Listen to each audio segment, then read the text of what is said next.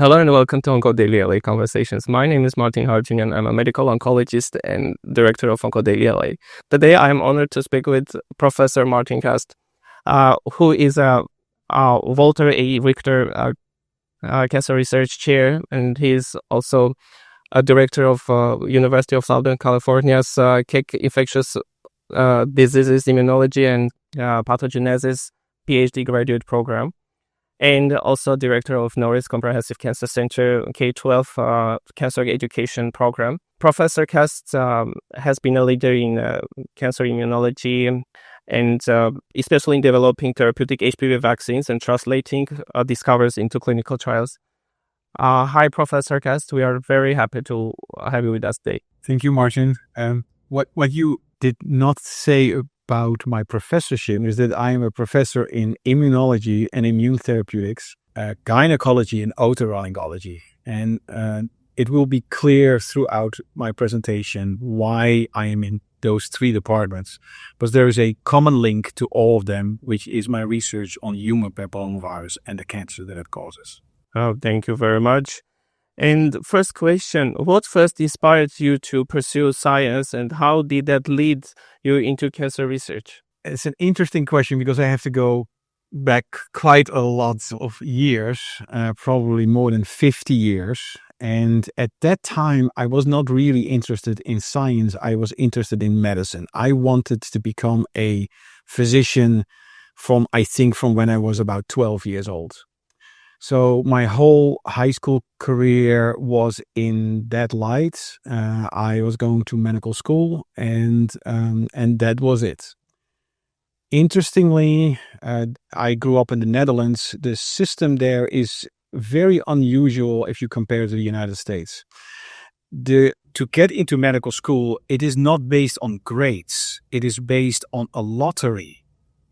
And when I applied for the first time to the medical school, I was tossed out in the lottery and therefore could not go to medical school. I had high grades. It didn't matter. I could not get in.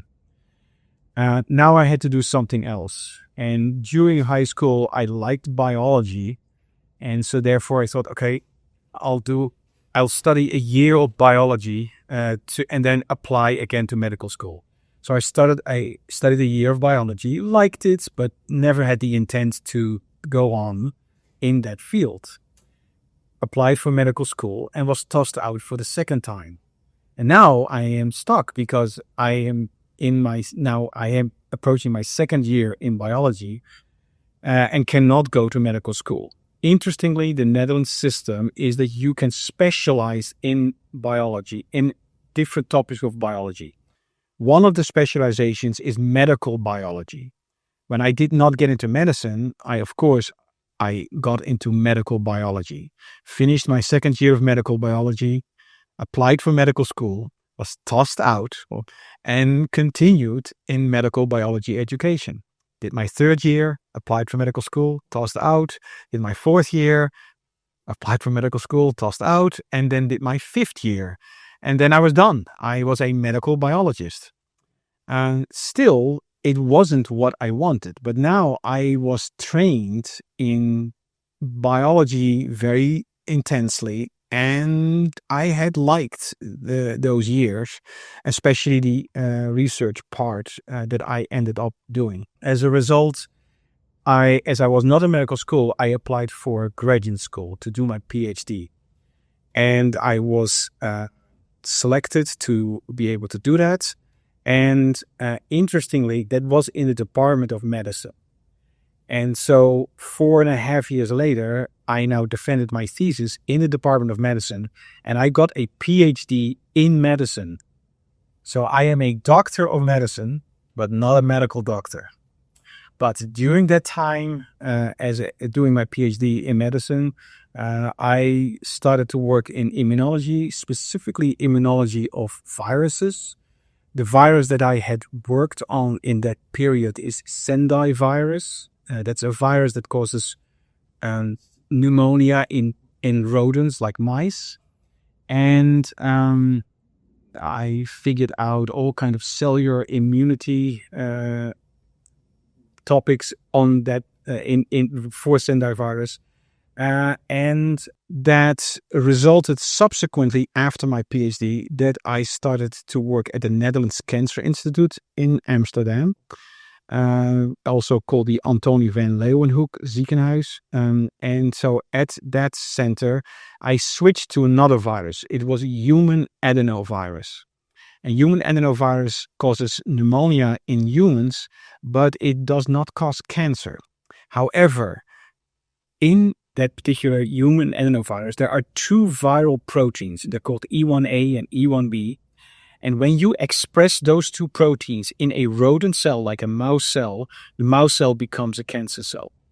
And so that's how I got into the immunology of a virus that was causing cancer in mice. And that is sort of the start of how I got into this particular field. Thank you very much. Was there any turning point that made you focus on cancer immunology in particular? Yes, there was a very clear one. And it happened in December 1989. I had just completed my work on human adenovirus and had shown that if I made T cells against that E1A and E1B proteins, that these T cells could eradicate tumors in these mice. And on one particular day in December 1989, I stepped into the elevator, and in with me steps the director of the cancer center. His name was Piet Borst. And he had seen my paper. And he said, "Oh, congratulations. What a fantastic result. You should be proud of yourself, first author in Cell. But you realize that this has no implication for human cancers, do you?" And I thought, oh my God. I have this first authorship in Cell, and it has no implications for human cancer. That was the moment, because at that time, in the late 80s, there was this inkling of thought that human papillomavirus was a potential cause of cervical cancer. The epidemiologists in the 80s were still thinking it was herpes virus, but Harold Zurhausen, later Nobel laureate for the link of HPV and cervical cancer, actually had done some research and showed that there were two mechanisms why human papillomavirus could transform a human cell. And that was because there are two oncoproteins in human papillomavirus, E6 and E7, that bind to P53 and that bind to PRB and take these two cell control regulation mechanisms out. That was exactly what I had studied with human adenovirus. There's E1A and E1B, and they bind to P53 and PRB exactly in the same way. So I thought, this can't be a coincidence. Human papillomavirus is a link to cervical cancer. And that's why I started working on human papillomavirus. And so that was the moment. Piet Borst telling me that the work that I had done had no relevance to human cancer. And now I was working on a virus that was relevant for human cancer. You collaborate closely with clinicians. What is it like to work side by side with them? And what barriers do scientists and clinicians usually need to overcome to work closely together? It is an essential part of a basic scientist to work with a clinician, because otherwise you will never go into the clinic. We are not trained to treat patients. The clinicians obviously are. And so therefore it is an essential collaboration that you need to establish in order for this to come to fruition and translate from what you do in the lab into the clinic. It is the reason why I have these clinical appointments. So I am really a basic scientist. I'm an immunologist. But as I told you in the beginning, I have appointments in gynecology and in otolaryngology. The reason is cervical cancer is caused by HPV, gynecology. Head and neck cancer, throat cancers caused by HPV, a portion of them, otolaryngology. So therefore, by having these clinical appointments in these departments, it allows me to just go to these departments, talk to the physicians, go to their meetings, and make them enthusiastic about the research that we have done in the lab, and then potentially recruiting them to do clinical trials with the inventions that we make in the lab. So an absolute necessity to work with clinicians as a basic scientist to translate into the clinic. And of course, the other one is obvious. If you want to do some research on material from patients, their tumor tissues, I can get them, the physicians can get them, and then give them to me in the lab. And because I am in their department, it's much easier to make that connection. And especially in an academic center like the University of Southern California, this happens all the time. The physicians are here because they have an interest in coming up with new treatments and the latest technologies. And by interacting the physician with the basic scientist, that's how you create it. So I think that answered your question. You work at the University of Southern California and have your own Kast lab. What does your team do right now? We work on therapeutic vaccines for HPV. We actually do quite a lot on HPV from very basic science, like how does the HPV get into your cells? So what is the receptor and the receptor complex that it uses? How does the HPV travel inside the cell? How does it transform the cell? So that's part of it. That's a really basic science. The next part is that we work on these therapeutic vaccines. A therapeutic vaccine is a very different concept if you compare it to a preventive vaccine. There are preventive vaccines, and what do they prevent? It is an infection that would later come in your life when you get infected with a particular virus. Let's say HPV, for which there is a great preventive vaccine. It's called Gardasil 9. It has been on the market originally since 2006. And the revised version, Gardasil 9, I think since 2018. And it's a great vaccine. It prevents you from getting an infection with HPV. However, if you are already infected, Gardasil will not get rid of that virus, and the process of cancer that the virus can have has already started, and the preventive vaccine has no therapeutic effect whatsoever. However, that is where therapeutic vaccines come in. A therapeutic vaccine does not induce B cells to make antibodies, but it induces T cells to recognize, in this case, HPV-infected cells. On the outside of an HPV-infected cells are so-called MHC molecules, major histocompatibility complex molecules, the HLA molecules in human setting. And these molecules present very small peptides from HPV on their cell surface. The complex of MHC plus peptides is what the T cell with its T cell receptor recognizes. So that is what most of my research is on, and it deals with immunotherapy of cervical cancer and head and neck cancer, and in cervical cancer also immunotherapy of the pre-cancerous stages, which are called CIN, cervical intraepithelial neoplasia, and you have multiple stages. And so the therapeutic vaccines that I'm designing and developing can also be used at that moment in time. So with women that have abnormal pap smears. So that's what most of my research is about, but I also at the same time work with people in community outreach, where we do research in vaccine hesitancy. Why do not every parent sign up their kids to get Gardasil, for instance? And I have multiple co-investigator publications, middle authorships on papers that deal with vaccine hesitancy to Gardasil. So that sort of makes the broad aspect. Now, with respect to therapeutic vaccines, there have been an enormous amount of therapeutic vaccines tried, even just in HPV-induced cancers, head and neck cancer and cervical cancer. And they haven't really worked well. And it is because the cancers that they are inducing, the HPV 16 and 18 primarily, but there are 13 others. There's 15 types that cause cervical cancer. Those cancers have modulate the environment around the cancer cell, so the tumor microenvironment. And it does so that these T cells that you're inducing with therapeutic vaccines do not really work well. The T cells have difficulty in infiltrating into the solid cancers, cervical cancer and head and neck cancer, or they are suppressed when they arrive there. And so how do you overcome that? And I would like to quote a very recent study that we did on that. It was published in August this year, so 8 weeks ago. And it was published in the Journal of Immunotherapy of Cancer.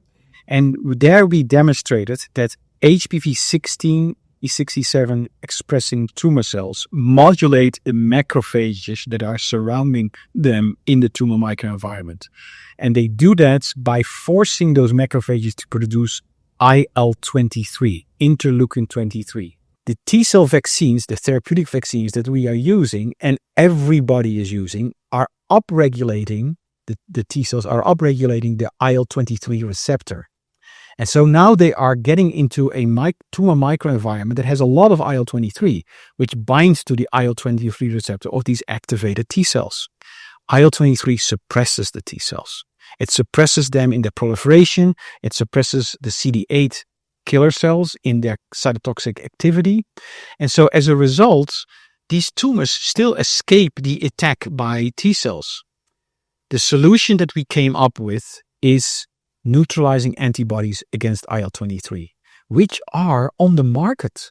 They are FDA approved. They are being used for psoriasis, psoriatic arthritis. So when we used in an animal model our therapeutic vaccines that was inducing the right T cells, and we added neutralizing antibodies for IL-23, then the therapeutic vaccines that did not work in late stage cancer suddenly started to work. And there you can see the translation. Because all these trials are ongoing, I think one of the easiest things to do is to combine them with another with another therapy, IL-23 antibodies, neutralizing antibodies that are on the market. It's a simple translation. So that article got a lot of press. There was a press release from USC.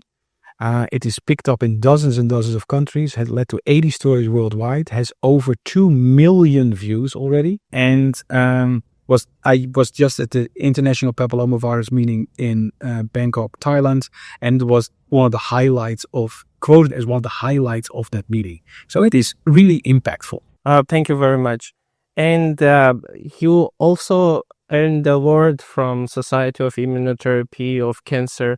How did this recognition shape your career? It didn't shape it. It's sort of a reward after you've done a lot of work. In that case, it is the award from the Society of Immunotherapy of Cancer is actually a team award. It's a team award. Okay. And seriously, it is a team. I was just part of a team that worked on therapeutic vaccines. And so the award was really for the team. And it was decades, I would say, after we did all that work together, that team award was given. 2010, if I'm not mistaken. No, it's actually much recent. I would say 2020. If you really want to know, I can remember. No, I know that you earned the award from USC 3 times in 2021. Yes, those are positive awards. Well, the SITC was, I think, just before that, but the awards from USC itself were for my commercialization. I got a commercialization award because some of my inventions have been patented and the patents have been licensed. And so therefore that got to one award. I also got an award for exceptional service to Dornsife College, which is the School of Letters, Arts and Sciences. And that was actually for my cancer education outreach for K through 12 education. And then very recently, 2 weeks ago, I got an award, the Dean's Award from the Keck School of Medicine for service to the university. So I think that's sort of it with the respect to that award that you've seen. Thank you very much and congratulations. You balance many roles such as researcher, mentor, advisor, educator, and even actor. How do you manage all of that and staying active in discovery? I don't know how to answer that question. It is, I have interest in all of these topics. And so I would say my days are long. My sleep cycle is short, which creates a lot of hours. And I am passionate about all these projects. And so therefore, how do you balance it? And even my son was an example of, even though he went into completely different direction, in this case, the dramatic arts, but he's a technical director. But that's not the point. It is that in 2006, when Gardasil came out as the preventive vaccine for HPV, it was only marketed to girls and not to boys. But because I knew how important that vaccine was, on the first day when the vaccine came out, I asked my wife's gynecologist, "Can you vaccinate my son?" And it was not approved for boys. So it was approved 3 years later in 2009. So I think my son is the first boy in the United States that got the Gardasil vaccine. That's interesting. Are there any special rituals or relationship that help you recharge after a hard day? It sort of never stops. My brain never stops working. So even if I have dinner or go to a movie or so, it seems that it's always there. That I think about science and try to solve puzzles in a way on how do we get, what do we need to do to make the next step. So that's not part of the recharging, because in that sense, I'm always recharging. But I think what is really important is when I start my day, and which is really, well, it's sort of unusual. So how does this happen? I go into the cancer center on the ground floor, or actually on the first floor here. And then I have to walk through the patient areas, and I see all these patients there waiting for their appointments to see their doctors or their nurses. And I see it in their eyes that they are afraid. And I am not a physician. I am the basic scientist. And I see these patients sitting there. And that makes me realize how important it is that I do this work. And my wife, who is a cancer survivor, when she had cancer a few years ago, I sat with her where these patients are. So now I am sitting on the other side and see the physicians and the researchers walk by. And I realized that, wow, now I see it from the other side. And it was not me myself, it was my wife.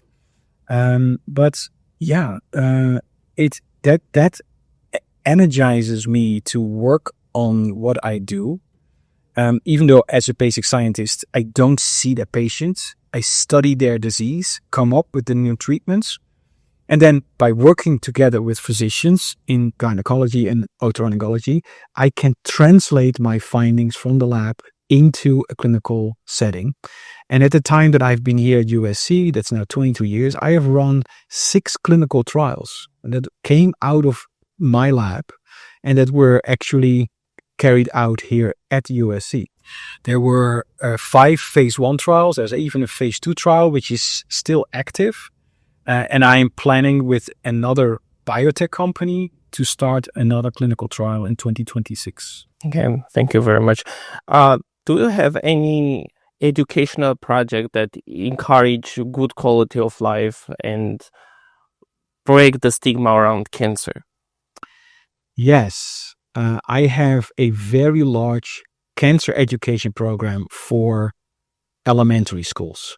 I think that is where you need to start to give the spark to a young kid to let them understand what cancer is. So the science behind cancer. Important that is this. If you talk to a kid, they are sort of afraid for cancer because they are left out of any discussion in the family. It becomes this mysterious disease, deadly. They always think people will die. They lose their hair. It all looks bad. And we need to dismantle that thought. And by giving the kids the ammunition to understand what cancer is, uncontrolled cell growth, what is metastasis, how do you diagnose it, and so on, and that there are treatments for it. And very importantly, that cancer is not an infectious disease, because these kids do not even dare to hug their grandparents when they have cancer or their parents when they have cancer because they think they get it themselves. That all needs to be debunked. And now, when they understand the science behind cancer, that is debunked. And now they can be part of the discussion in a family. They can even explain it to their parents. And so that, I think, is a extremely important program. And I want to make a pitch for this book. It is not for sale, so it's not a sales pitch, but this is oncology for elementary schools. And it is being taught to thousands of kids here in LAUSD. There are lesson plans to this book that are online. So you can find this book online and the lesson plans. So it can be taught anywhere in the United States. What advice would I give to young people or college age people to go into cancer research for their graduate work? And it is something that I was never trained to do. But there are such revolutions ongoing in genomics, in doing sequencing. There's this multi-omic sequencing which is revolutionary. It is spatial transcriptomics, spatial proteomics. What they need to learn now is large scale and large database analysis, in which literally thousands and tens of thousands of different components are being taken into account for the analysis. That can only be done by high-speed computers, and that is a technology that is completely coming up, and it's assisted also by AI, artificial intelligence, which can write the codes. The article that I mentioned with the 2 million views has used that particular aspect. I would say I was not really in charge of the actual experiments and analysis. It was my students who do that because they were trained to do this. And so I, of course, oversee all the results, but I didn't do that large-scale analysis myself because I wasn't trained to do that. That is what a young investigator, if they're interested in cancer, needs to learn. Thank you very much. And one last question. If you could recommend one person we should interview next, who would that be and why? A person that I really admire, actually here at USC, is Peter Wang. He is in bioengineering, and he is coming up with very novel ideas on cancer immunotherapy. Thank you for sharing your insights and stories today. And thanks to our listeners for joining OncoDaily LA Conversations. Stay tuned for more interviews and stories from leaders in oncology and beyond. Good luck and take care. Good luck and take care too. Don't forget to like, comment, share, and subscribe to OncoDaily on YouTube. Hit the bell icon to stay updated.